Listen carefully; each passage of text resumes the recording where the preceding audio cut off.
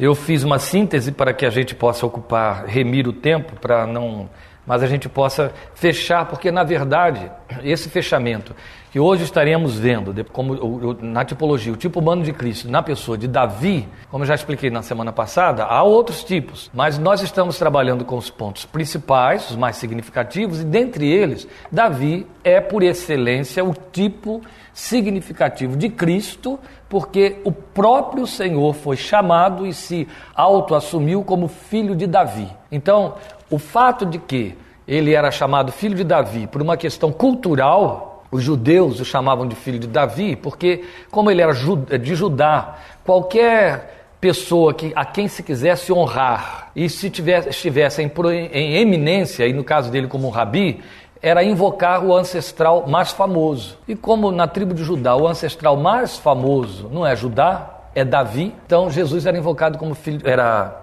apupado como filho de Davi, tratado como filho de Davi, conhecido como filho de Davi, se assumia filho de Davi. Evidente que, como a tipologia é uma didática de Deus, nós estivemos dizendo isso o ano inteiro, é uma didática de Deus em que ele veio previamente registrando sinais didáticos para nos mostrar a sua revelação e a grandeza dela e o seu cumprimento, para provar para nós, ou pelo menos nós podemos provar, acima de qualquer outra coisa, o plano da redenção é eterno e não é um plano pretendido e elaborado religiosamente nem por mentes humanas.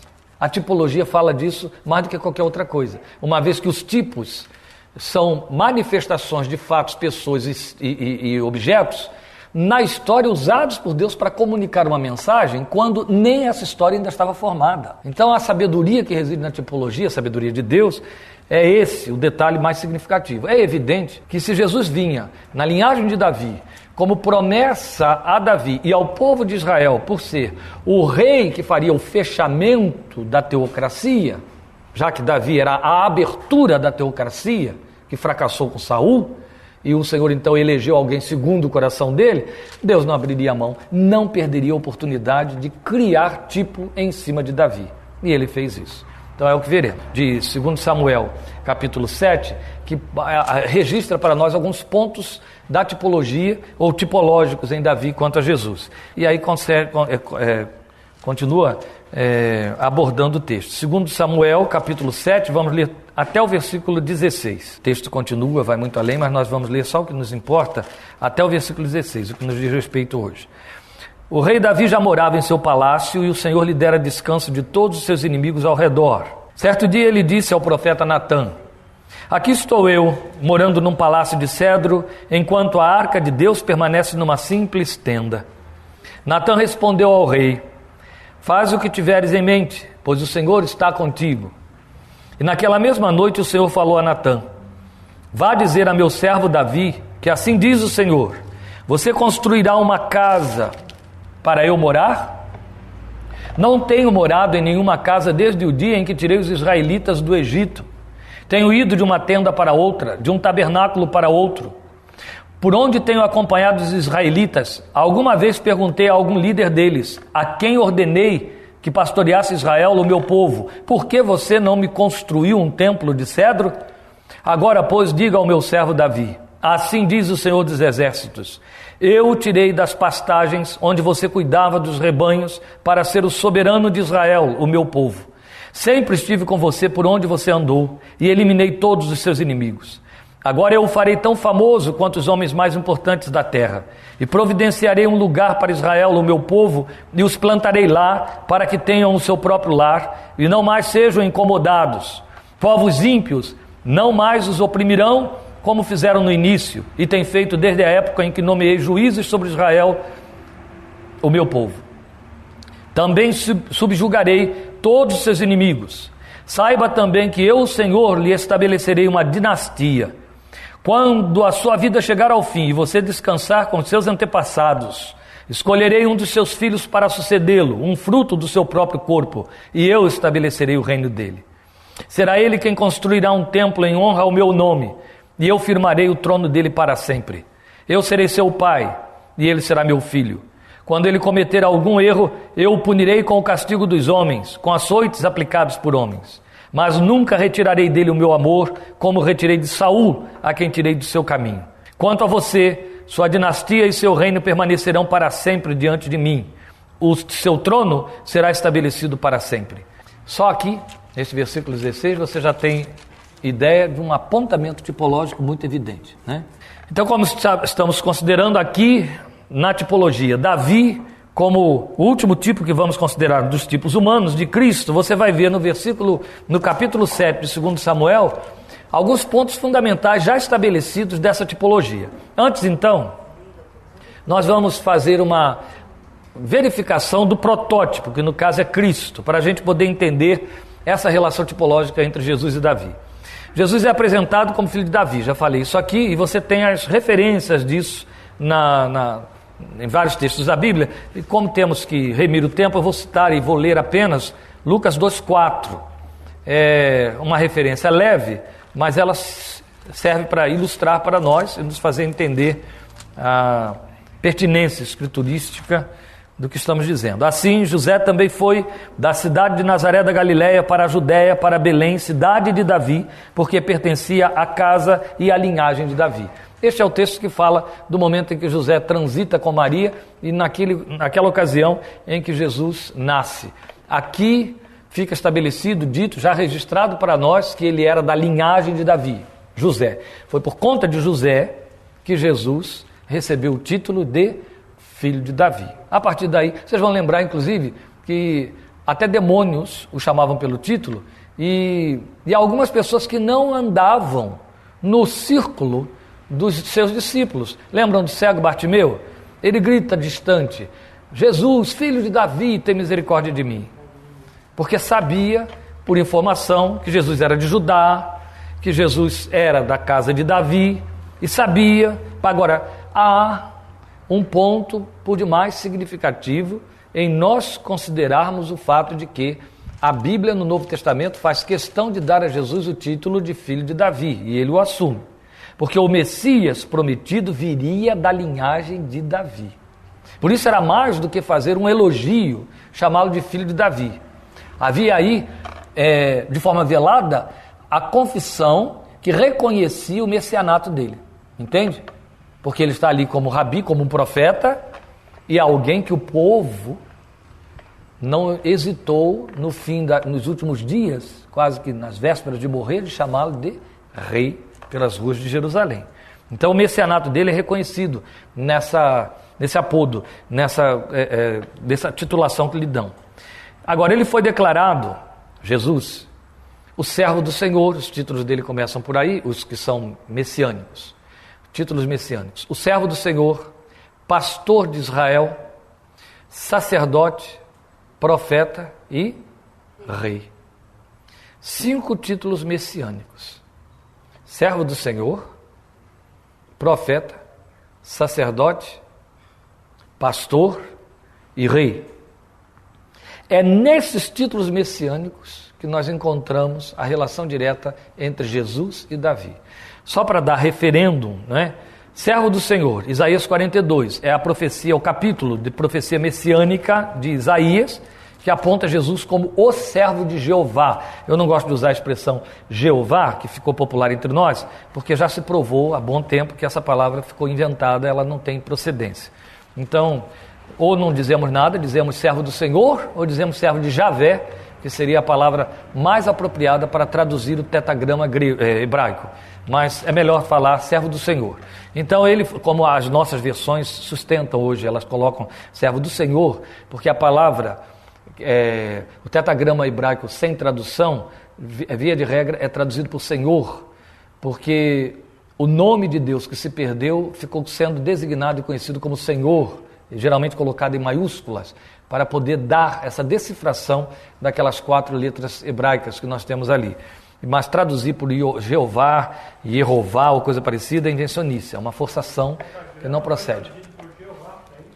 Ele foi traduzido. O que acontece é o seguinte: quando a língua hebraica estava em vias de se perder depois da diáspora, da dispersão, os massoretas, que era um grupo de estudiosos e escribas, eles resolveram criar símbolos para ajudar o povo a fixar o som das consoantes, já que o hebraico não tem vogal.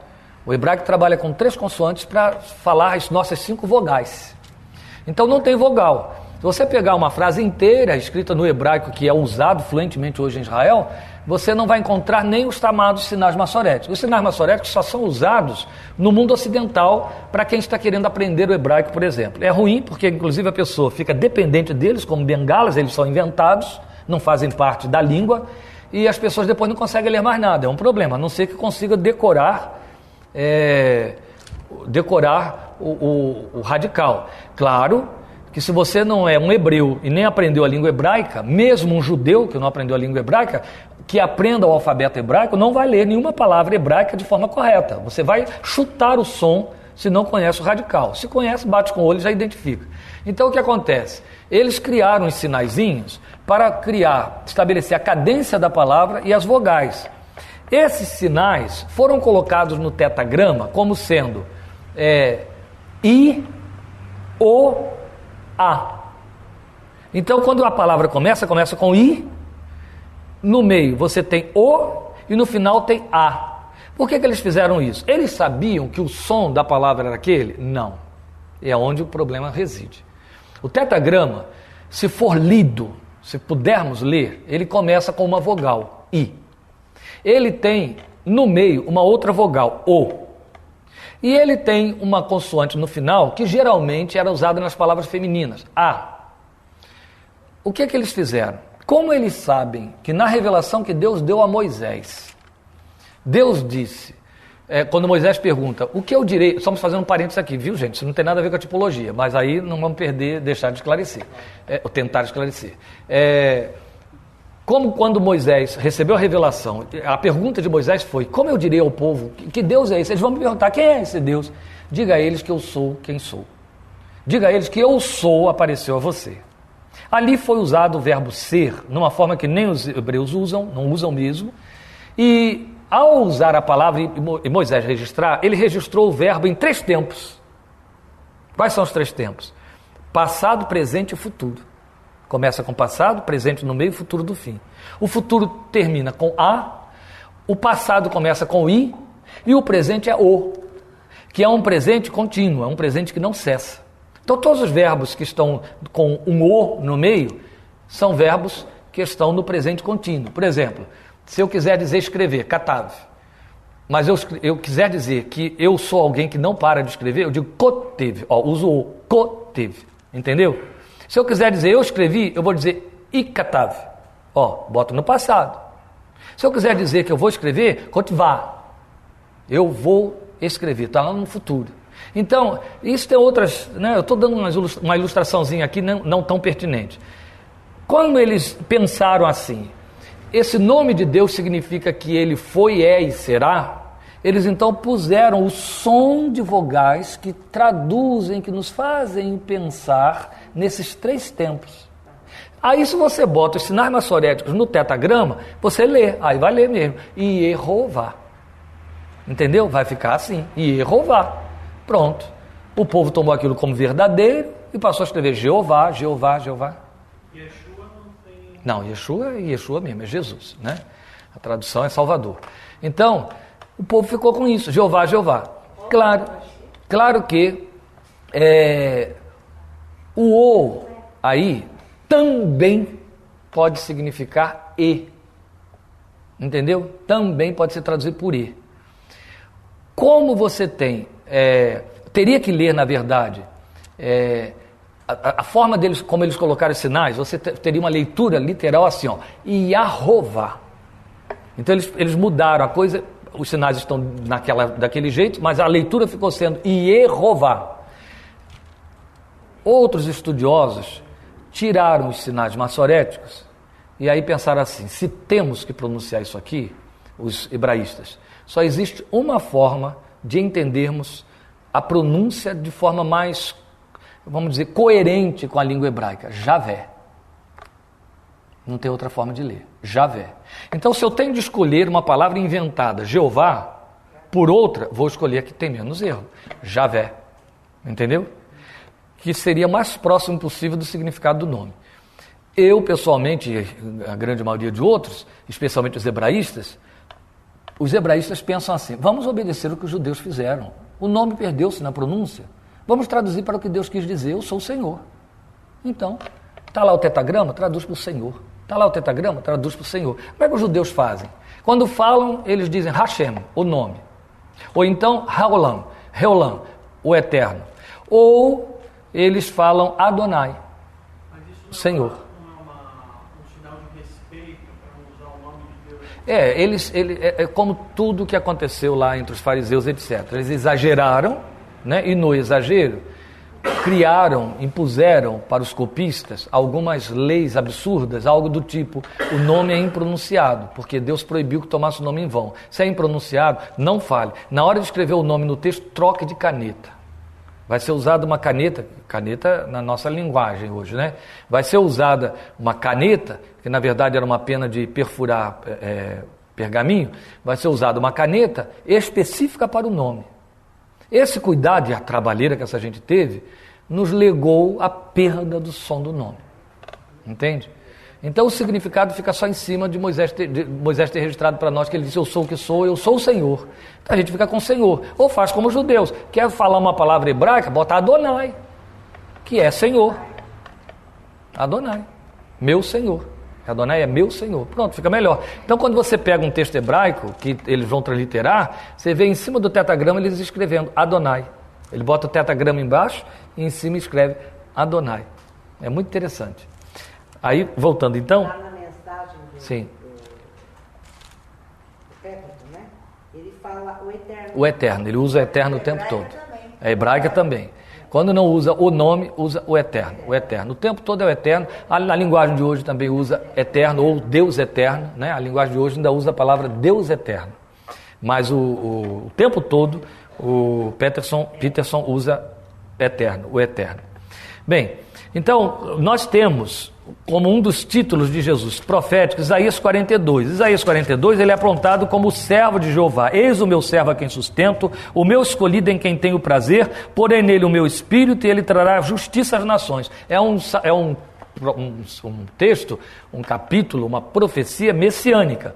E é claro, o judeu lê isso aqui entendendo que é Israel. Nós cristãos entendemos que é Jesus, e Jesus assumiu o texto de Isaías. Então não tem por que você discutir isso, né? Nem pensar duas vezes. Então ele é aí apontado como o servo do Senhor. É importante considerar que esta colocação é como título? Primeiro porque o texto de Isaías está dizendo: ele vai cumprir a minha vontade. Segundo porque a colocação, o servo do Senhor, ela vai ter um sentido muito mais pertinente do que a ideia de escravo, a ideia de alguém que faz as coisas acontecerem a favor de um senhor. Ela vai ter o significado de sendo a parte atuante de mim, o meu agente, aquele através de quem eu vou realizar as coisas. E é isso que é importante, porque foi esse conceito de servo que Jesus assumiu e era esse conceito de servo que Davi tinha. A grande diferença entre Davi, Saul que o precedeu, e todos os outros, incluindo Salomão, que vieram depois dele, é que Davi em nenhum momento perdeu a noção de que ele era apenas um vice-rei. Aquilo que Samuel ensinou, ele aprendeu garoto, ele levou até o último dos seus dias. Davi foi para o trono sabendo de uma coisa: eu sou o vice-rei. Querem uma prova incontestável? Antes de Davi, Saul, e depois de Davi, quase todos sofreram represálias e convulsões políticas para a usurpação de trono, etc. Todos guerrearam para manter-se no trono, inclusive Saul lutando contra Davi. Davi sofreu 2 ou 3 insurreições e abandonou o trono em cada uma delas e entregou ao usurpador. Porque ele dizia: foi Deus que me deu, foi Deus que me pôs lá. O outro está guerreando contra quem? Ele foi o rapazinho que lutou contra Golias com essa expressão: você está vindo contra mim, você está indo contra o Senhor dos Exércitos. A luta não é contra mim, você está tonto, não está sabendo o que está fazendo. Então o que ele entendeu? Absalão quis o trono, Mefibosete quis o trono. Quem me botou no trono foi Deus. Quer o trono? Pega. Vai se resolver com ele lá. Depois ele volta e ocupa o trono outra vez. Então ele sabia que ele era só um vice-rei. Então o conceito de servo na cabeça de Davi, que eu creio que era o que estava também na cabeça de Paulo, que se auto-intitulava o doulos, o servo do Senhor, era esse: eu sou um agente através de quem ele faz as coisas acontecerem. Daí servo. Cooperador. Instrumento para que as coisas aconteçam. Não é apenas alguém que cumpre ordens, né? Mas um recurso para funcionar a favor de, ou seja, alguém me usa para que essas coisas aconteçam. Daí a expressão máxima de Paulo, que é algo que Deus tem trabalhado muito no meu coração nesses últimos 10 dias, pela graça de Deus eu sou o que sou, pela graça de Deus eu sou o que sou. Tenho lido esse texto em várias línguas, que eu tenho um tradutor, estou indo em cada uma delas para poder ver exatamente como cada um entendeu na sua própria língua. Eu tenho descoberto coisas muito gostosas. Pela graça de Deus sou o que sou. Essa consciência que Paulo tinha, Davi tinha, e era assim que funcionava com Jesus, né? Eu não vim de moto próprio, não foi isso que Jesus falou? Eu não cumpro a minha vontade, mas a vontade daquele que me enviou. Ele tinha plena consciência disso. Então ele era o servo do Senhor. Bem, para ganharmos tempo, já que estamos apontando Isaías 42, Jesus como o servo do Senhor, a tipologia em Davi. Foi Deus quem chamou Davi de servo. Você leu isso aqui, 2 Samuel 7:5. Ele fala para Natã: vá dizer a meu servo Davi. Ele chama Davi de seu servo. É o primeiro título que Davi recebe. Entende? Como reconhecimento de Deus. Então aqui nós vamos ter a tipologia em Davi, já apontando o Senhor como servo. E a beleza, né, que desponta para mim é o fato da ordem da coisa, né? Nesse discurso em que Deus... Porque 2 Samuel 7, é bom que a gente explique isso aqui. 2 Samuel 7 é o momento decisivo no reinado de Davi. O que acontece? Davi construiu seu palácio e sossegou. Ele olhou e disse: consolidei tudo. O reino está consolidado. Agora é só reinar. Agora é só usufruir o que foi plantado. Acabaram as guerras, fiz todas as lutas, paguei um preço terrível, mas está tudo pronto. Então eu vou reinar. Aí olha o palácio que fez, passei pelo palácio e fica pensando: poxa, mas eu não tenho que centralizar a adoração? A arca está lá no meio de uma tenda e eu estou habitando nesse palácio aqui de cedro tão maravilhoso. Eu sou o vice-rei, o verdadeiro rei está onde? Está representado numa arca que está no meio da tenda? Não, vou fazer um templo, uma casa para ele. Aí ele pensa isso e comenta com Natã. Fala para o profeta, né? Manda um recado. Natã é intermediário. Eu quero fazer uma casa para o meu Deus. Eu não estou me sentindo bem, eu não estou confortável com isso. Aí Natã se empolga, né? Porque, é claro, é a centralização da religião. Isso aí era um reforço político extraordinário e estaria estabelecendo a teocracia de forma muito visível, dando visibilidade a ela. Natã se empolga, faça tudo conforme está no seu coração e vai embora para casa comemorar. No caminho, Deus pega ele pelo jeito, volta. E vá dizer a meu servo Davi: eu pedi para você construir alguma casa para mim? Passei a vida toda, é interessante Deus usar essa expressão, né? Morando de tenda em tenda, de tabernáculo em tabernáculo. Mas você quer construir? Então constrói. Só que não vai ser você que vai construir. Suas mãos estão sujas de sangue. Seu filho que vem depois de você vai construir. Aí, nesse momento, Deus estabelece uma aliança permanente com Davi. E Deus fala de perpetuidade da dinastia. Não pode haver prêmio maior. Nada enfraquece mais um trono do que a morte do rei. Por causa da instabilidade que se instala na sucessão. Olha lá na Inglaterra, um reino que já não tem mais valor nenhum, mas como que abala, como mexe com a mídia? Porque o homem vai abdicar a favor do filho? Ele vai querer mesmo reinar? Não, ele não pode reinar, porque ele já abriu mão da coroa para ficar com a outra coroa, e por aí vai, não é aquele negócio. Então é o William, e vai... sempre há uma instabilidade. Então o rei, ouvi dizer, seu reino, seu trono estará estabelecido para sempre. Isso significa duas coisas de imediato: eu te aprovei, certo? E segundo, sossega. O nome, a casa, a memória nunca vão cair. Eu que vou firmar isso. Mas é claro, né? Nós temos aqui uma profecia messiânica, porque ele diz assim: eu estabelecerei o seu reino para sempre. Isso não existe, certo? Não se pode falar de eternidade para o homem, só em outros termos, né? Então, um reino eterno, como é que pode ser o reino eterno? Então, nós temos aqui já um dos apontamentos do messianato. através dessa tipologia de Davi. Mas aí eu estou falando da ordem. Deus começa falando, você é servo. Logo em seguida vai chamá-lo de pastor. Veja, estou lá ainda. Capítulo 7, versículo 8. Agora, pois, diga ao meu servo Davi, de novo. Assim diz o Senhor dos Exércitos, eu o tirei das pastagens onde você cuidava dos rebanhos para ser o soberano de Israel, o meu povo. Deus faz um jogo de palavras aqui. Lá você era pastor e aqui vai ser soberano. Mas deixou claro que esse povo teria que ser visto como ovelhas, e Davi o viu como ovelhas até o fim dos seus dias. Quando ele peca naquele censo não permitido da nação, e Deus vem com juízo sobre ele, ele pede perdão e pede a Deus que poupe o povo, dizendo, essas ovelhas não fizeram nada. Ele os chama de ovelhas. Ele continua se vendo pastor de Israel. E Deus o reconhece como pastor. Porque, na verdade, a linha da tipologia aqui, essa é uma característica que Saul não tinha. Davi é escolhido porque era pastor. Não é porque escreveu o Salmo 23, ele escreveu o Salmo 23 porque ele era pastor. Quando o próprio pai o despreza por conta da sua função pastoril. O pai o esquece lá no meio das ovelhas e fica prestando atenção nos filhos nobres, grandes, soldados, não é? E aí, soldados de Saul, por sinal. E aí, Deus vai dizer, não, mas eu não vejo como o homem vê, ele estava vendo Davi. E aí, você vai ter, paralelo a isso, textos que vão se acomodar para tornar isso mais claro. Salmo 13, 22, dizendo, achei a Davi, meu servo, varão segundo o meu coração, que executará tudo que me agrada. Depois você vai ter a própria escolha, a maneira como Deus chama Davi, a forma como Deus diz que o escolheu. O Salmo 139, a consciência que Davi tem, que ele registra o Salmo, de como foi escolhido no ventre da sua mãe. Não é? Então todo esse processo reforça para nós a tipologia.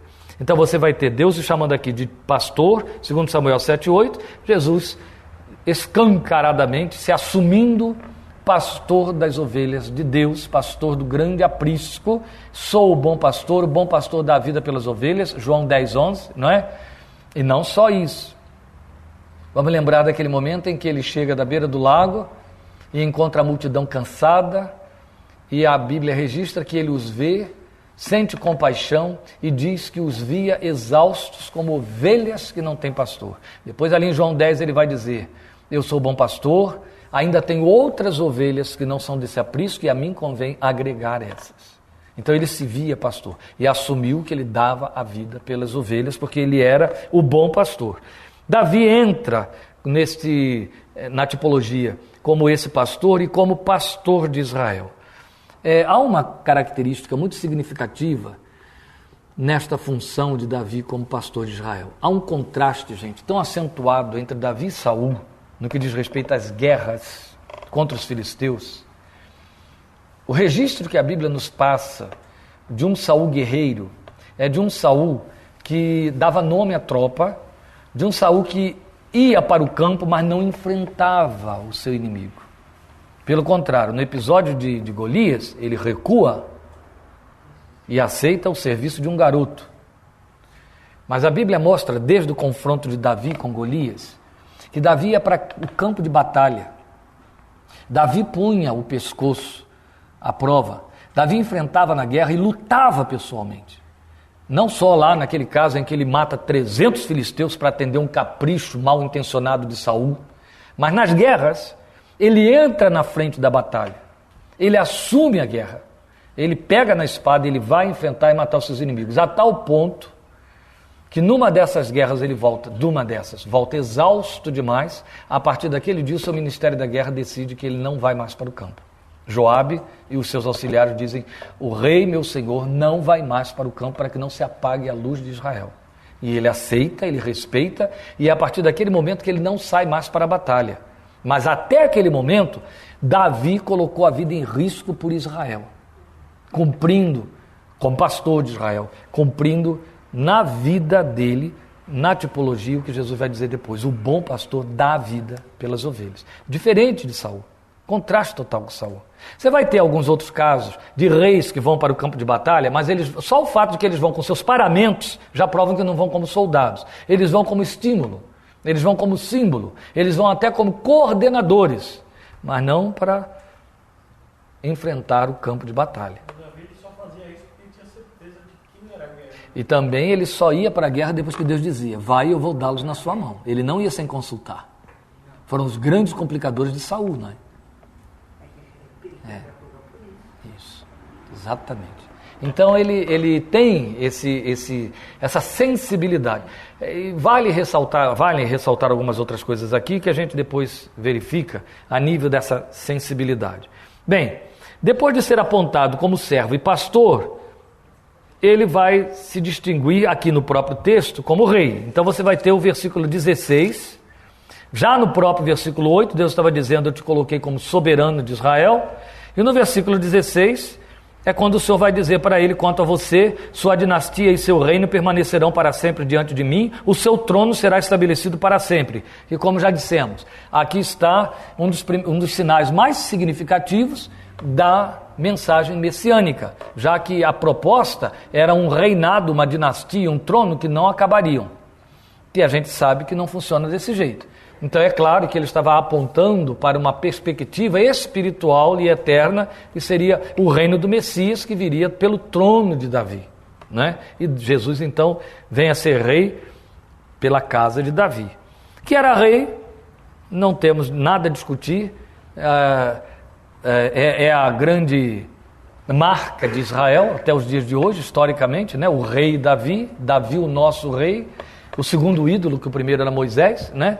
O segundo era Davi, e era rei, sem dúvida nenhuma ele era rei. Davi tinha algumas características bem significativas. Veja, em Atos 13, Deus fala que Davi era um varão segundo o seu coração. Quando você faz esse tipo de leitura, a primeira coisa que passa pela sua cabeça é que você está ouvindo falar de uma pessoa que Deus aprova e que seria perfeita. Davi, mais do que qualquer outro personagem da Bíblia, está longe da perfeição há léguas, certo? Davi falhou em muitas áreas. Falhou como pai, falhou como crente, falhou como rei. Ele falhou em muitas áreas. Davi falhou como juiz, falhou muito. Cometeu erros assim graves e alguns imperdoáveis, que lhe custou consequências sérias, amargas. Então aí fica uma questão. Deus diz que ele era segundo o seu coração. Há duas formas de você entender essa colocação: varão segundo o meu coração. A primeira, que é talvez a única que nos interessa, que é a que tem o seu significado pleno na revelação, que é o fato de, se Deus diz é segundo o meu coração, está falando de seu ato de escolha, da sua vontade, não está falando de mérito do escolhido. E isso nos alcança também. Eu de mim mesmo os amarei, foi isso que ele disse em Oséias, certo? A outra é varão segundo o meu coração, que executará o que me agrada, que nos faz pensar num coração segundo o coração de Deus, segundo um coração que é empático ao coração de Deus. Onde é que você encontra essa característica num homem tão falho como Davi? Você encontra na capacidade que Davi tem de pedir perdão e de perdoar. Se arrepender e perdoar. Ele tanto era sensível ao erro para buscar perdão, quanto ele era sensível ao arrependimento alheio para conceder perdão. Isso é muito interessante.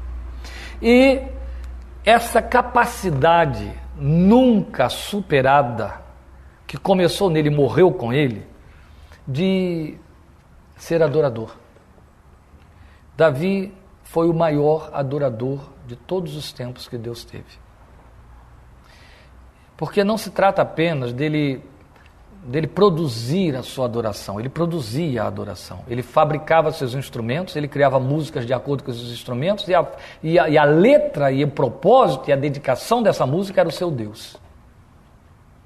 Mas Davi tinha uma adoração apaixonada. O Salmo 63 é a autobiografia de Davi, é o retrato perfeito de Davi adorador. O homem que é tão apaixonado por Deus que chega a dizer: minha carne te almeja. Eu penso em ti durante as vigílias da noite. Ele tinha paixão por um Deus a quem nunca viu. Davi nem de leve chegou perto da experiência que Moisés teve com Deus. Mas nem de leve. Outros homens tiveram experiências mais intimistas com Deus, o próprio pai de Sansão, que Davi nem nunca sonhou ter. Salomão. Mas Davi ouvia através de profetas, de Urim, Tumim. Entende? Davi jamais viu uma sarça ardendo. O máximo que Davi teve foi visão de anjos como Jacó. E umazinha, e olhe lá. Mas a paixão que ele tinha por Deus era de alguém como de alguém que tivesse vivido um companheirismo que tinha sido interceptado de repente, sabe? Um Enoque. E era um homem que, posto na balança, podia ter tempo para tudo, menos para Deus. Tinha tempo para qualquer um, menos para Deus. Porque ele era ocupado demais. As guerras davam conta e deram cabo do tempo dele. Mesmo quando ele consolida o reino, ele se enche de tantos povos subjugados que ele tem que interagir com esses comandados, os líderes prepostos ali. Isso toma tudo que sobra do seu espaço. Recebendo ministros e fazendo todas as negociações que trouxeram a prosperidade para Israel, que o Salomão desfrutou, porque já encontrou tudo pronto. Mas Davi, na mesma medida em que se ocupava com as coisas do reino, ele se ocupava com as coisas de Deus. Por isso é que quando Salomão encontra a mensagem, o projeto da construção do templo, já encontra todo o material pronto lá, e não só encontra isso, ele encontra toda a organização do serviço de culto feita por seu pai. Davi tinha estabelecido uma ordem sacerdotal, como é que se fala? Um fluxo de serviço, temos o nome para isso que me perdi agora, que durou séculos. Não, uma escala de serviços. Nos dias de Jesus ela ainda funcionava. Jesus nasceu 1000 anos depois de Davi. Gente, onde que um programa de trabalho dura 1000 anos? Ele estabeleceu um programa de trabalho sacerdotal que ele não viu acontecer porque só funcionou no templo, que durou 1000 anos. Só acabou porque o templo acabou com a queda de Jerusalém. Só. Aquilo foi cumprido, tenta imaginar isso, cumprido 1000 anos. Nem egípcios conseguiram fazer isso. Foi um projeto de Davi que ninguém achou melhor. O dia que aparecesse melhor, aquilo teria mudado. Ninguém achou melhor. Foi ele que fez. A ordem dos cantores, a ordem dos sacerdotes, a ordem dos sumos sacerdotes, a maneira como eles estariam fazendo o revezamento do serviço, os porteiros de um templo que ele não tinha visto. Quem poderia ser porteiro? Quem faria tal função? Quem guardaria tais mesas? Quem cuidaria das provisões para a manutenção do templo? E etc. Tudo organizado por Davi. E o dinheiro, o filho encontrou tudo pronto, só teve que executar, mais nada. O projeto já foi dado a ele, pronto. E aí, você vai encontrar esse homem estabelecendo corais com antífonas que ele treinou. Ele escrevia o cântico e dizia assim, para o chefe dos cantores, para o cantor maior fulano de tal. E mandava a música para o sujeito. E o sujeito tinha que organizar o coral e fazer cantar. Eu imagino ele lá no meio verificando se estava funcionando direitinho, né? Como devia estar funcionando. Ele cantava. Ele construía o instrumento que se adequava à música que ele queria entoar para Deus. Isso era paixão. E a formação dele era pastor. Pastor. Era paixão. E aí você tem então um segundo sentido para segundo o meu coração, porque depois você vai ver Jesus chegando para a mulher samaritana e dizer, Pai busca adoradores, mais nada. Jesus não diz que há outro interesse no coração do Deus eterno quanto aos homens que estabeleceu, a não ser que lhes sejam adoradores. A Bíblia diz em Romanos capítulo 1 que Deus deixou sinais e marcas na natureza para ser adorado. Isso é grave e sério. É grave e sério porque até há alguns anos, há uns 10 anos atrás, lançaram um cântico que ficou muito repetido nas igrejas, geração de adoradores. O povo é cantador e pensa que adora, não é? Perdeu-se o sentido da adoração há muito tempo. Um adorador, ele fala de paixão. E Davi, no Salmo 63, fala isso. Ele arranjava tempo para Deus. Não sabemos explicar como. Em ti medito durante a vigília da noite. Só sobrava a vigília da noite para ele pensar em Deus e adorá-lo. Então isso é por demais significativo, porque era o coração segundo o coração de Deus. E essa linguagem, achei a Davi meu servo, varão segundo o meu coração, quer dizer, homem segundo o meu coração, ela parece ter um eco, sem exagerar aqui, sem forçar barra, naquele momento em que Jesus então é revestido do Espírito, o Espírito desce sobre ele, e ouve-se a voz do céu que diz: este é o meu filho amado no qual eu tenho prazer, né? Em quem eu coloco o meu prazer ou no qual está a minha alegria. Isso é muito significativo. Bem, depois disso vem Jesus como sacerdote. Também não temos dificuldade alguma de discutir isso aqui quanto a Jesus, porque inclusive foi o nosso estudo de uma semana atrás, né? Quando falamos de Melquisedeque. Tu és sacerdote eternamente, segundo a ordem de Melquisedeque, Hebreus capítulo 7 todo. Como lemos o 7, eu vou saltar aí, vamos ler apenas 8, versículos 1 e 2, só para dar o reforço da citação, e depois eu leio 7, 16 e 17. Aí a gente faz referência a uma coisa que eu não disse semana passada, que cabia hoje, e aí é muito interessante a gente dizer. Vou ler Hebreus 8, 1 e 2, onde o texto diz: o mais importante do que estamos tratando é que temos um sumo sacerdote como esse, o qual se assentou à direita do trono da majestade nos céus e serve no santuário, no verdadeiro tabernáculo que o Senhor erigiu e não o homem. Depois você tem 7, 16 e 17. Alguém que se tornou sacerdote não por regras relativas à linhagem, mas segundo o poder de uma vida indestrutível, porquanto sobre ele é afirmado: tu és sacerdote para sempre, segundo a ordem de Melquisedeque. Aqui vem a questão. Sabemos que Jesus, falamos semana passada, era sacerdote sendo da tribo de Judá, da qual não veio prescrição alguma de sacerdócio. Não é assim que está em Hebreus? Era tudo tribo de Levi.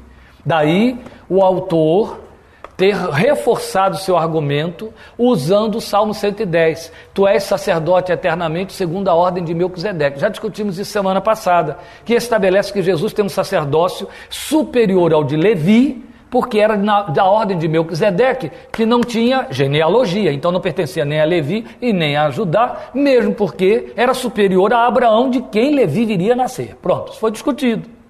Aí o autor de Hebreus chega e diz assim: por causa dessa profecia messiânica de Salmo 110, ele é, Jesus, esse sacerdote de uma linhagem superior ao do sacerdócio arônico. Só que a profecia do Salmo 110, que é profecia e então é messiânica, aponta para Jesus, ela foi dada para Davi. E foi isso que não falamos semana passada, porque pertencia ao estudo de hoje. Entende? Aquela promessa que está ali, ela é dirigida em termos humanos a Davi. Entendeu? Ela é profecia e ela pertence a Jesus, como toda a profecia messiânica. Por exemplo, quando você lê lá, em Isaías 9,6, a profecia messiânica por excelência: um menino nos nasceu, um filho se nos deu, e o principado está sobre seus ombros, e o seu nome será maravilhoso, conselheiro, Deus forte, Pai da eternidade, príncipe da paz. A primeira parte da profecia, ela vem na onda do que o profeta tinha falado em 7,14. A virgem conceberá e dará à luz um filho, o seu nome será Emanuel. Na cabeça do profeta vai nascer um garoto ali naqueles dias, na sua geração, que vai cumprir um reinado superior ao de Uzias, cujo trono vazio Isaías chorava e a respeito do que orava no capítulo 6 e foi chamado. Então, quando ele recebe uma profecia de que vai haver um príncipe, um rei, cujo nome vai ser Emanuel, que vai nascer de uma virgem, ele está pensando numa profecia de um menino que vai nascer numa das casas de Judá naqueles dias, para ser o verdadeiro sucessor de Uzias. Ele vai ter mais garantia disso quando a profecia se repete com mais ênfase: um menino nos nasceu, um filho se nos deu, o principado está sobre os seus ombros. Mas quando vem os títulos, ele deve ter ficado confuso. Ué, como é que esse menino pode ser chamado de Deus forte, príncipe da paz e pai da eternidade? Maravilhoso conselheiro, tudo bem, mas os outros títulos são divinos. Deve ter ficado caladinho que não entendeu nada, né? Nós sabemos, ela foi se cumprir em Jesus. Quando Davi recebe o Salmo 110, ele entende que é para ele. Disse o Senhor ao meu Senhor: assenta-te à minha direita até que ponha os teus inimigos por estrado dos teus pés. Amém, Pai, o Senhor vai me dar vitória sobre todos os meus inimigos. O Senhor te jurou, tu és sacerdote eternamente, segundo a ordem de Melquisedeque. Isso foi tão significativo para Davi. É claro que o autor de Hebreus chega e diz assim, não. Essa profecia aí vai muito além de Davi. Pedro vai trabalhar com ela para dizer, Deus não estava falando a respeito de Davi, estava falando de alguém superior a Davi, embora Davi tivesse entendido que estava falando quanto a ele. Agora, Davi creu nisso e assumiu isso. Davi ocupou o lugar de sacerdócio, embora fosse da tribo de Judá. Ele funcionou como sacerdote. Eu não vou nem aqui apelar para instantes históricos, como aquele em que ele pede a Deus que o puna no lugar do povo, fazendo um trabalho aí sacerdotal, de intercessor mesmo. Mas não é nem nisso. É de forma ainda mais direta e mais explícita, veja. Por isso que naquela vez que ele chegou lá no templo e comeu pão, não aconteceu nada com ele. Isso. Não é só por isso, ele comeu pão porque ele já se entendia com direitos sacerdotais. Porque ele já se entendia. Isso. E Jesus dá aprovação disso. Lembra? Quando os seus discípulos vão comer milho num sábado e os outros ficam dizendo, eles estão colhendo num dia de sábado, você nunca leu? Que Davi pegou os pães da proposição, comeu ele, os seus soldados, etc. Jesus estava dando aprovação à atitude de Davi. E o sacerdote não teve dificuldade. Davi só não cometeu, como sacerdote, atos pertinentes com exclusividade ao serviço sacerdotal que fez Uzias e daí foi ferido por Deus com lepra. Mesmo porque fez com soberba, com arrogância. Davi estava autorizado a cumprir função sacerdotal. E Deus estava estabelecendo então um sacerdócio, tipo de Jesus, superior ao arônico. Você é sacerdote segundo a ordem de Melquisedeque. Então, exerça seu sacerdócio aí diante do povo. O rei sacerdote, igual a Melquisedeque, que era rei sacerdote. Lembram disso? Por isso que Deus está dizendo para ele, segundo a ordem de Melquisedeque, que era rei sacerdote. Eu estou te estabelecendo como rei sacerdote. Vocês querem ver momentos significativos desse sacerdócio de Davi? O primeiro deles é 6,14. Veja, 2 Samuel. Eu estou lá ainda em 2 Samuel. Veja, em 6,14 o texto diz assim, Davi, vestindo o colete sacerdotal de linho, foi dançando com todas as suas forças perante o Senhor. Viram aí? Vestindo o colete sacerdotal de linho. Sabe por que ele vestiu o colete sacerdotal de linho? Vocês conseguem lembrar, às vezes em que ele ia para a guerra e mandava um dos sacerdotes buscar o colete sacerdotal? E eles iam buscar? Preciso consultar ao Senhor. Tragam para mim o colete sacerdotal. Trouxeram a Davi o colete sacerdotal, a estola. Aí ele consultou o Senhor. Saiam em perseguição aos filisteus? Aí Deus dizia sim ou não. Por quê? No colete sacerdotal estavam as duas pedras, Urim e Tumim. Aí ali ele então podia consultar Deus. E ele consultava, função de sacerdote. E ele vestia o colete sacerdotal. E ninguém se ressentia por conta disso. Mas eu acho que a máxima que nós temos do exercício sacerdotal de Davi, que nos alcança, porque a Bíblia diz que somos sacerdócio real, é 2 Samuel 6:20. Logo depois, eu li o 14 e agora é o 20. Isso. Voltando Davi para casa para abençoar sua família. Eu fui verificar esse texto, não agora, alguns dias atrás, para ver se o texto estava dizendo exatamente isso. Se não estava havendo um jogo de palavras com o verbo abençoar. Mas não está. O texto está dizendo que ele foi para casa para abençoar, fazer o que Deus faz. E o que o sacerdote faz. O sacerdote invoca a bênção de Deus sobre o povo. Davi foi invocar a bênção de Deus sobre a sua casa e foi repelido pela sua mulher Mical. E foi punida por Deus por causa disso. Ele volta para abençoar, ele faz trabalho sacerdotal, função sacerdotal dentro da sua casa. Ele voltou para abençoar sua família. O texto original diz, voltou para casa para abençoar sua casa, só que o reforço da palavra com o artigo significa família. Dilata a ideia de casa para falar de família, porque a ideia original de família é os que estão debaixo do mesmo teto. Daí poder trabalhar com a ideia casa o tempo todo. Ele voltou para os seus para abençoar sua casa, voltou para casa para abençoar sua família. Mas ele foi lá abençoar. Depois daquele tempo em que ele festeja, comemora, leva a arca, fica feliz porque colocou a arca onde ela deveria estar, ele deu pão ao povo, a festa foi extraordinária. Ele acha que a festa não acabou. Ele está tão cheio de Deus e daquela presença que ele diz, agora eu tenho que abençoar a minha casa. E aí o texto diz que volta para casa para abençoar a casa. Levar a bênção que está nele. Isso o sacerdote faz. Porque o Arão carregava os nomes de Israel, das 12 tribos, sobre suas ombreiras. Então Davi mostra e prova aqui que ele é sacerdote. E ele vai abençoar com a bênção que está nele. Esse sacerdócio visto em Jesus, a questão intercessória já fica evidente, mas é significativo porque quando Jesus nos abençoa, ele abençoa com a bênção que ele tem. Eu lhes fiz conhecer a tua glória, eu lhes dei o teu nome, pelo teu nome eu me chamo ao Senhor dos Exércitos, eu lhes dei o teu nome, o nome que ele tem.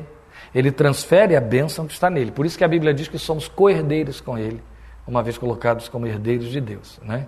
Então Davi ocupa o lugar sacerdotal de forma plena, primeiro por imputação divina, 110:1 do Salmo.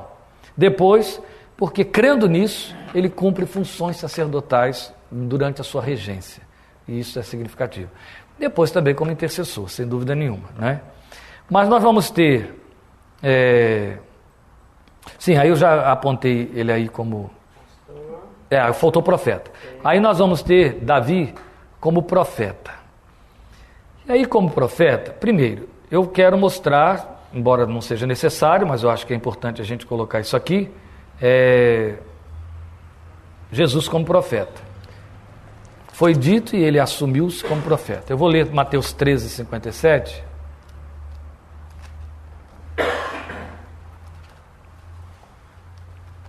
Onde você vai ter esse referendo e a forma como... É 13:57, mas eu não estou identificando no versículo... está isso aqui mesmo. A forma como Jesus se assume profeta diante do povo. Não é direta, mas é muito interessante, é mais significativa ainda por isso. E ficavam escandalizados por causa dele, o texto diz. Mas Jesus lhes disse, só em sua própria terra e em sua própria casa é que um profeta não tem honra. Ele está se referindo a si mesmo, Mateus 13:57. Está se referindo a si próprio como profeta que não está recebendo honra no meio da sua família, dos seus parentes. Então ele aqui está se assumindo profeta. A partir daí, você vai ter a revelação apontando Jesus como profeta. Aqui mesmo, Mateus 21, versículo 46...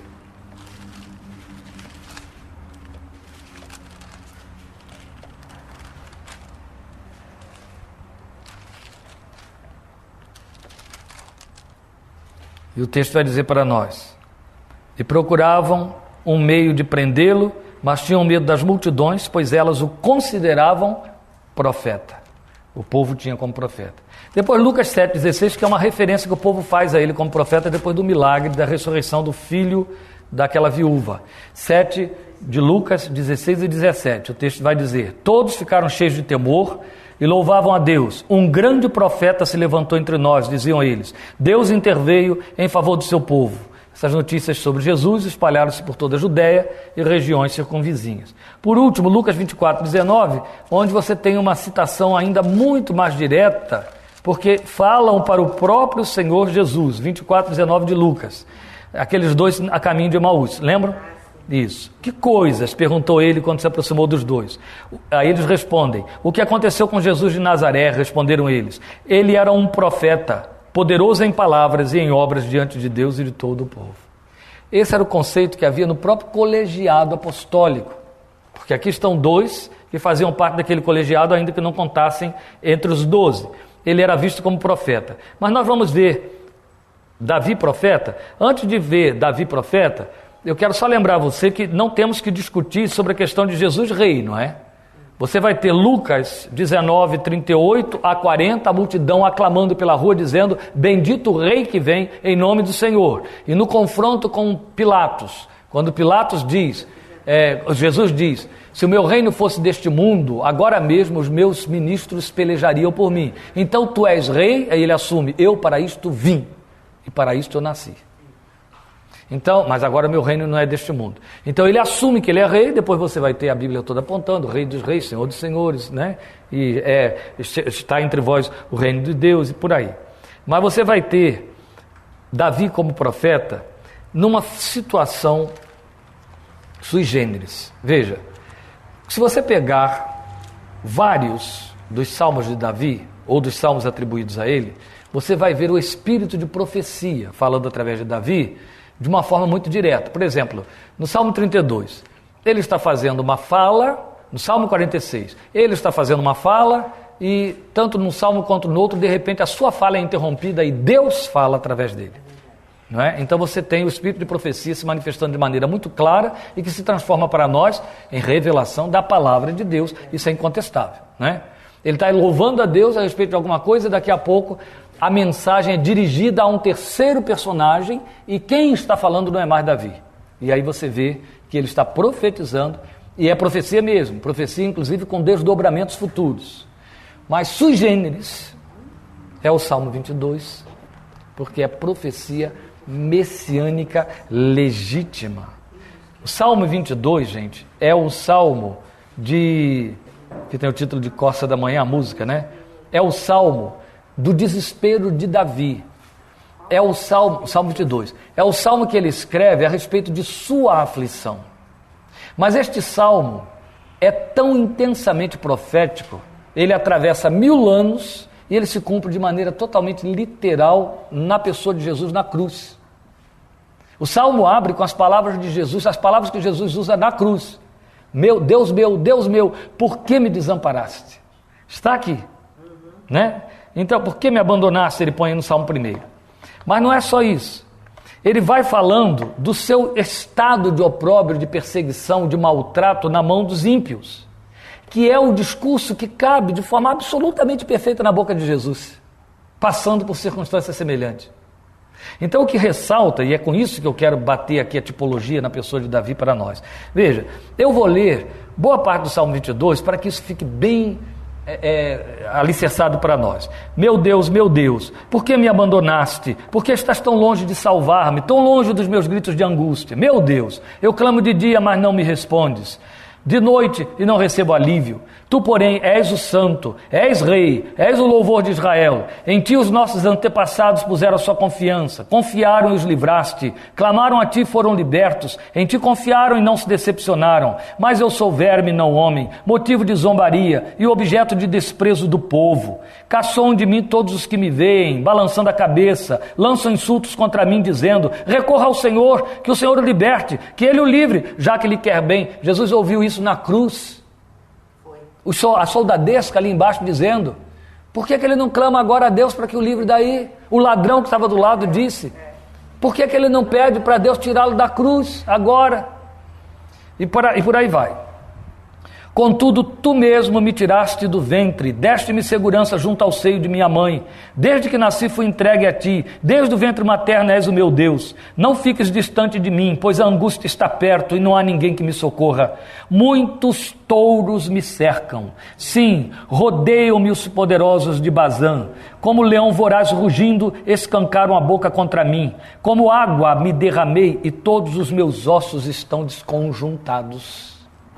Isso aqui é efeito de crucificação. Entende? Os ossos que se distendem, todos os músculos se distendem por causa do corpo pendurado na cruz. Como água me derramei, nós sabemos muito bem o momento que isso aconteceu, não é? Quando ele é lancetado no seu lado e sai água e sangue. Mas observe, isso vai continuar. Ó. Meu coração se tornou como cera, derreteu-se no meu íntimo. Meu vigor secou-se como um caco de barro e a minha língua gruda no céu da boca. Tenho sede. Lembram? Sim.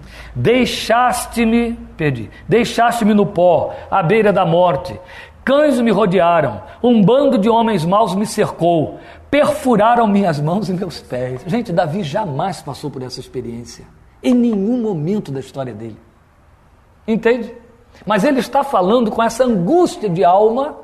Esse é o clamor dele a Deus, no meio da perseguição que sofreu. Como se ele estivesse vivendo isso. Que só um foi viver 1000 anos depois. Isso é profecia no duro, legítima. messiânica de arrepiar, não é? Vamos chegar lá. Traspassaram-me as mãos e meus pés. Posso contar todos os meus ossos, mas eles me encaram com desprezo. Dividiram as minhas roupas entre si e lançaram sorte pelas minhas vestes. Aqui acabou, né? Aqui acabou. E lançaram sorte para ver quem ficava com a túnica dele. Foi. O salmo se cumpriu de forma tão literal e histórica em Jesus na cruz, que este é o salmo da crucificação. Gente, escrito 1000 anos antes.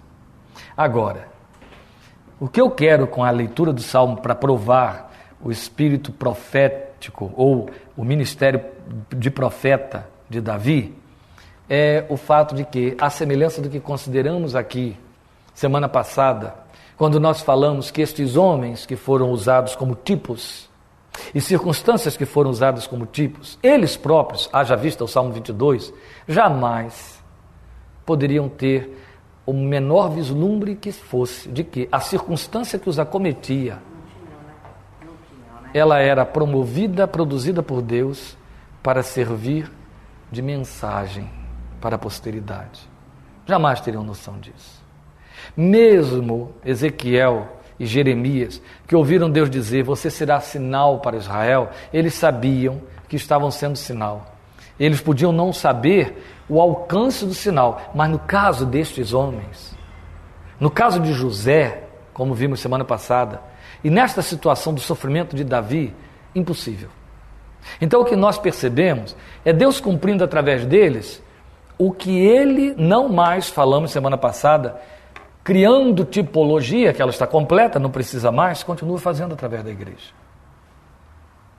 Então, quando o crente que faz isso com uma arte extraordinária, murmura, sacode os ombros, esperneia, grita com Deus, corre atrás, como fazem em Rio Claro, em Analândia, botar sal grosso no bolso, ou jogar azeite pelo quintal da casa, para poder se livrar, né, de... Quando o crente questiona, reclama, quando diz, assim não, Senhor, vai pedir 50.000 orações porque não está gostando do que está acontecendo, o que ele está dizendo é, não sou vaso. E pior, tu não tens direito de oleiro sobre mim. Quer escrever a tua história? Dá uma de Moisés. Usa outro Deus, menos a mim. Quer mandar alguma mensagem para alguém? Faça com Marianinha de Singapura. Mas me deixa em paz, meu canto. Eu não quero nada com essa história. Eu só quero ser o crentinho. Maria vai com as outras de todo dia. Eu só quero feijão com arroz da fé. Quero entrar lá, cantar meu louvor, sacolejar, rebolar, remexer e voltar para casa dizendo, adorei meu Deus. E quando chegar em casa eu quero ver tudo em ordem, no lugar bonitinho, anjos sentados na janela me protegendo o tempo todo. Eu quero ser filho do rei. O que eu quero é fazer a festa. Agora não conte comigo para mais nada além disso. Eu troco de Deus, hein? Eu corro logo para o sal grosso, eu corro logo para o azeite, eu vou logo para a vigília de oração. Eu parto para o fetiche da fé evangélica. Não marque a minha vida. Não seja oleiro sobre mim. Eu não quero ser a carta conhecida e lida por todos os homens. É isso que o crente está dizendo. Entende? Eu só entendo de poder dizer Salmo 103, versículo 1. Isso é que eu entendo. Eu só entendo de poder dizer uma parte do Salmo 137. Grandes coisas fez o Senhor por nós e por isso estamos alegres. Deus trabalhou para mim. De resto, Deus, vá na casa do vizinho. Eu não sou a carta escrita não com tinta, conhecida e lida por todos os homens. Não quero ser. Não mande mensagem para ninguém através da minha vida. É isso que o crente está dizendo. Entende? Ou ele está respondendo a pergunta de Deus em Jeremias 18. Posso fazer com vocês como fez este oleiro? Ele está dando uma resposta. Não pode. No tempo certo, vai ouvir a resposta, né? Não conte comigo para coisa nenhuma. Isso é certo. Claro. Isso é certo. Certo? Você quer quebrar o pacto da aliança aí? Eu quebro lá de cá. A gente muda de assunto. Você troca de Deus e eu troco de vaso. Fica tudo resolvido entre nós. Não é? Fui. Isso. Para bem longe, que é no céu, né? Gente, problema é que a gente mitologicamente cria uma ideia de Deus que só tem a ver com a nossa conveniência, né? Aquele Deusinho que cabe dentro do nosso bolso, que a gente pode ajustar aqui. Então, nessa hora, ele é misericordioso, ele é o Deus da graça, ele é o Deus que tolera tudo, ele é o Deus bonzinho. Entende? Aí eu posso realmente aprontar com ele que ele não vai dar troco, de jeito nenhum. Não é assim. Deus é um Deus de aliança, Deus é um Deus de pactos, Deus é um Deus moral. Deus é um Deus de diretrizes espirituais eternas, que não tem sombra de variação, a Bíblia diz. Ele não é tirano, ele é simplesmente perfeito e justo. Mas, quando ele declara que somos a carta, ele não nos está dando opção. Ele disse, eu chamei você, esse é o seu maior privilégio. Você vai reinar comigo, esse é o seu privilégio. O problema é que você quer reinar agora. Mas você vai reinar comigo. Só que eu preciso me comunicar. E você é a pessoa que eu uso para comunicar. Senão é muito fácil, né? Vou para a igreja, prego, pronto. Deus está me usando para se comunicar. É tudo resolvido. E que se dane os outros que não fazem, né? Não, não é assim. Ele se comunica nesta geração. É isso. Quando a Bíblia diz, Paulo, que nós somos luzeiros no meio de uma geração que se perde, luzeiros no mundo, ele usou a palavra perfeita. Jesus disse que somos luz, não é? E que os homens vejam a nossa luz e glorifiquem ao nosso Pai. Mas Paulo diz que somos luzeiro no meio de uma geração que se perde. Quando ele usa a palavra luzeiro, ele está dizendo que somos sinalizadores. É isso. Isso não quer dizer que o que lerem em mim e o sinal que virem em mim vão aplaudir de jeito nenhum. Não, mas simplesmente o que a Bíblia está dizendo é que minha vida, Deus através da minha vida se comunica. Quer ouçam, quer deixem de ouvir, simplesmente se comunica. Se para se comunicar, porque segundo a teologia da prosperidade, ele se comunica me fazendo prosperar. E aí alguns vão dizer, mas eu me dou melhor do que você e não tenho seu Deus, não é? Então troca de Deus comigo porque eu estou sinalizando muito melhor. Se para se comunicar, ele tiver de fazer com que eu seja a sarça onde o fogo arde sem queimar, ele vai fazer. Então ele fez isso com Davi, ele fez isso com Paulo, ele fez isso com Daniel, ele fez isso com Débora, ele fez isso com homens e mulheres ao longo da história toda e da história extrabíblica. E nenhum deles, em nenhum momento, olhou para trás e disse, poxa, Deus aprontou comigo. Não. Isso. Não. O que você vai ouvi-los dizer é, no mínimo, isso aqui. Eu digo no mínimo porque não é uma única vez, nem só esta vez em que isso é dito. Filipenses 1:29. Pois a vocês foi dado o privilégio de não apenas crer em Cristo, mas também de sofrer por Ele. Ele chama de privilégio de não apenas crer.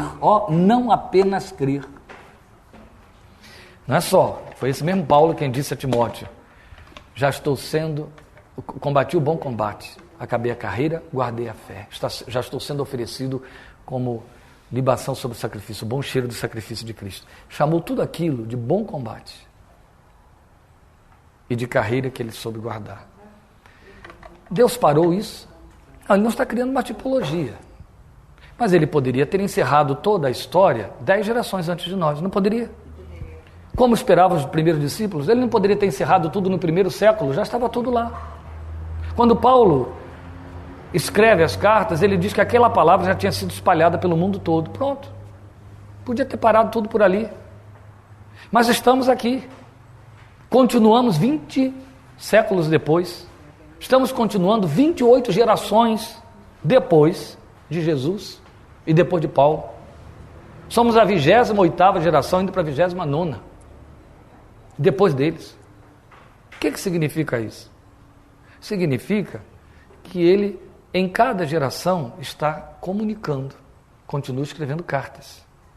A minha vida é uma carta que as pessoas estão lendo. A história da minha vida, a história da sua vida é uma carta que as pessoas estão lendo. Se querem ler ou não, Deus está escrevendo através de você. E você mesmo não está entendendo o que ele está escrevendo. Mas a verdade é que ele está escrevendo. É verdade. Muitas vezes não entende, não. Os obeliscos. Os obeliscos. Então, na verdade, coitados, aí os outros não estão sabendo do que você está falando, né? Na verdade, isso é maldade. Na verdade, o que acontece? Paulo também teve o seu momento em que não entendeu o que estava sendo escrito. Aí foi lá questionar, foi lá pedir, como a gente faz o tempo todo. Senhor, faz cessar esse espinho, faz cessar, 3 vezes. Até que ele ouve uma resposta. Minha graça te basta. O meu poder se aperfeiçoa aí, Paulo. Acabou, não tem mais discussão. Ninguém gosta de ouvir isso. O que é que você quer ouvir? Senhor, me livra disso. O Senhor responde. Senhor, amanhã muda a cabeça de Mariazinha, tal. Não. O meu poder vai se aperfeiçoar nisso, que isso vai te fazer ficar fraco. E a excelência do poder será meu. Ninguém quer esse programa. No entanto, fomos chamados para ele, gente. E tentar passar por cima disso aí, façam 1000 reuniões com profecias, profetadas de pretensões de conquistas sem custo. Você vai só postergar o engano. Ele já não falou, eu sou o Senhor? Isso. Tá bom. Ele é o oleiro. E isso é chamado de privilégio. Não foi isso que lemos em Filipenses 1, 29? Isso é chamado de privilégio. Privilégio. Privilégio. Tudo que você construir na vida vai ser apagado após a sua morte. Tudo vai ser apagado após a sua morte. Um dia, esse filho que ficou, ou filha, também vai morrer. Tudo que você construiu será apagado, totalmente. As obras de Niemeia vão ser lembradas como obras de Niemeia, e daqui a um tempo, menos tempo do que o tempo que ele viveu, estarão perguntando e quem foi Niemeia, vão ter que abrir livros para saber, se alguém estiver interessado. Isso. Sem falar no fato de que essas obras vão ter que ser reformadas até que um dia não vão poder mais passar por reforma. E vão despencar como as pirâmides do Egito também despencaram. Pois bem, tudo que você construir vai cair no olvido, no esquecimento, vai ser apagado. O que Deus fizer através da sua vida vai ficar para a eternidade. Vai ser lembrado de todas as maneiras, de todas as formas. Não é porque os nomes daqueles homens e mulheres está escrito aqui que eles são lembrados. Não. Onde você esbarrar com o fruto da obra de um homem e de uma mulher de Deus, mesmo que não haja o nome, você vai ter essa memória evocada. Onde seja, lá no fundão de uma tribo indígena, mas vai ser evocada. E a memória haverá. E mais importante a considerar aqui, não estamos falando de memória em que os homens aplaudem. Estamos falando da memória que os anjos aplaudem. Memória que fica eterna. Aí eu encerro, que eu já vou orar, mas ainda tem tempinho, né? Eu sei que tem, que você hoje se entregou. Então veja bem, eu me lembro de uma história contada por Caio Fábio há muitos anos. Qualquer coisa que eu contar de Caio Fábio foi de muitos anos. Então eu me lembro de uma história contada por Caio Fábio há muitos anos, em que me marcou muito e muito significativa. Ele reproduziu isso também já de outros, de quem ele tinha ouvido, porque ele não foi testemunha da situação. Mas um grupo de missionários quis fazer um primeiro contato com algumas tribos da Amazônia que eram isoladas da civilização. Havia um documento antigo rolando lá por missões americanas, dizendo que aquelas tribos tinham sido contatadas por missionários trocentos anos passados.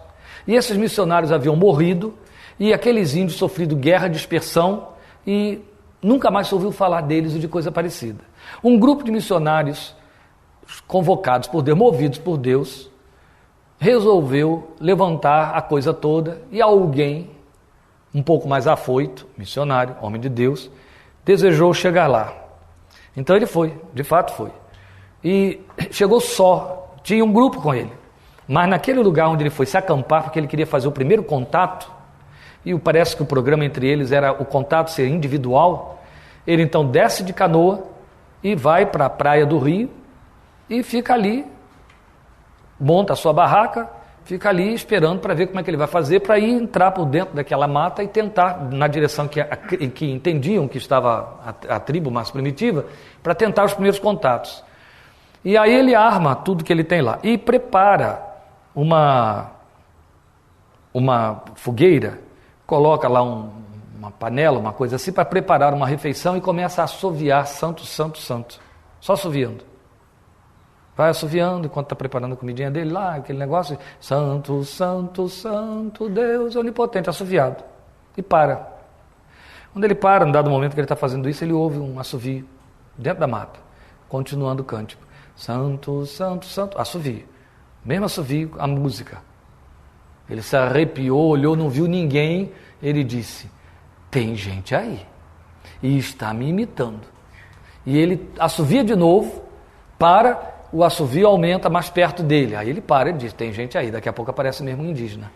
Chega para ele, olha assim meio espantado, nisso ele derruba a panela.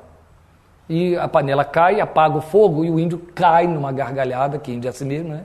E ri, se dobra da gargalhada dele e chega perto dele e continua assoviando, e ele assovia também, aí ele entende. Ele fez o contato com um dos indivíduos daquelas tribos primitivas evangelizadas há trocentos anos, a quem aqueles missionários tinham ensinado inclusive cânticos, hinos, e o índio ainda sabia a música do hino, quando o ouviu, identificou, cantou, e esse foi o ponto de ligação. E ele foi levado para dentro da aldeia e resgataram tudo e restauraram todo o espaço. Tinham se passado anos, os missionários tinham desaparecido, isso aí foi levantado através de documentos entre americanos, a obra estava lá, extraordinariamente feita e estabelecida, mantida no meio da selvageria e do matagal pelo Espírito de Deus, que promoveu essa forma de encontro. Tudo que ele escreve através da nossa vida fica para sempre. Para sempre. Vamos orar. Senhor, nesta noite, à luz de tudo que consideramos aqui na vida de Davi e a relação direta entre ele e teu filho, nos faz estremecer e pensar que relações estabeleces através da nossa vida nesta geração entre nós e o teu reino, entre nós e ti, entre nós e Cristo Jesus. Onde estão as identidades? Onde estão, Senhor, as sinalizações? Alguma coisa tu estás fazendo e não nos apercebemos. Que seja assim, Pai. Queremos te dar a resposta evocada através de Jeremias há tantos séculos atrás. Sim, ó oleiro divino, não tira a mão da massa. Tu disseste que só colocas tesouro eterno em vasos de barro, então não queremos deixar de ser vasos em tuas mãos, vasos de barro, ou de cuja excelência de poder que pertence a Deus emana as riquezas da glória de Deus iluminada na face de Cristo, colocadas dentro desses tesouros postos em vasos de barro. Não queremos perder isso na nossa vida e na nossa história. Temos oportunidades diversas de construir coisas, ó Deus, de até tentar fazer o nosso nome, levantar torres. Temos oportunidades que se repetem de contínuo de alcançar conquistas. Temos cobiças dessas conquistas, mas elas vão passar, Senhor. Não vão subir 1 milímetro nos degraus dessas torres que queremos e jamais atingirão o céu, jamais vão tocar o céu. Mas é justamente esses vasos de barro do lado de fora sem graça, construídos pela tua mão e preenchidos pelo teu poder, que vão deixar marcas no céu. Nós queremos ser esses vasos nesta geração. Podemos não entender o que tu estás fazendo, mas a única coisa que nos importa esta noite te dizer é faze, que tu estejas fazendo, quer saibamos ou deixemos de saber. Simplesmente, meu Deus, não deixes de fazer através da nossa vida, apesar das nossas fraquezas. Eu dou glória ao teu nome, porque nunca deixaste de escrever a tua história através da vida de Davi, apesar de Davi. Embora Davi fosse quem fosse. E isso nos encoraja, nos conforta por saber que não somos menores e nem maiores do que Davi, somos iguais a Davi. E se o Senhor pôde escrever uma história tão gloriosa, a ponto de haver essa empatia, essa identificação espiritual entre Davi e o sacrifício de Cristo Jesus na cruz, o Senhor pode fazer alguma coisa através da nossa vida também. Só não deixes passar essa nossa oportunidade nesta geração. Não nos deixes descer à sepultura sem que tu cries marcas, obeliscos para a eternidade, através da nossa vida, no nosso curto espaço de transição neste planeta, meu Deus. Lições que nunca morram. Ensinos que iluminem outros, que levem respostas em momentos de atonicidade, que levem coragem, de maneira que o coração aturdido possa dizer, mas eu me lembro daquela serva de Deus, ou do que disse aquele filho de Deus naquele tempo, aquilo que ele viveu, é o mesmo Deus, então ele está aqui comigo para fazer também, é essa mesma direção que eu tenho de seguir. Ó Deus, escreve isso através das nossas vidas, não deixes de escrever, não deixes de cumprir o que tu, com desejos de oleiro, queres construir na vida de vasos pequenos como nós. Completa a obra de tuas mãos e glorifica através de nossas vidas teu santo nome, em nome, por amor de Jesus, teu Filho, para o louvor de tua glória. Amém. Amém.